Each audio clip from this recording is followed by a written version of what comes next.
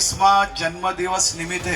મારા સિવિલ હોસ્પિટલના સૌ સાથીઓ દ્વારા, સામાજિક સંસ્થાઓ દ્વારા, ભારતીય જનતા પાર્ટીના કાર્યકર્તાઓ દ્વારા અને કેપી ગ્રુપ દ્વારા સાથે મળીને એક અદ્ભુત વ્યવસ્થાઓ અને સાચા અર્થમાં મારા જેવા વ્યક્તિને આનાથી વિશેષ તો જન્મદિવસ કોઈ હોય જ ના શકે।